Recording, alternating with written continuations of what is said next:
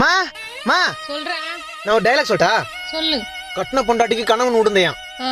இருந்தாலும் பிறந்துச்சு அவங்களுக்கு ஒரு அழகான குழந்தையான். ஓ. ஊரெல்லாம் ஆம்பளை புள்ளியான்னு சலிச்சாங்களாம். ஏதோ பெத்து போட்டுமே அவங்க அம்மா அப்பா வளர்த்தாங்களாம். 5 ரூபாய் வட்டிக்கு கடன் வாங்கிலாம் வாங்கி தந்தாராம் புக்கான்.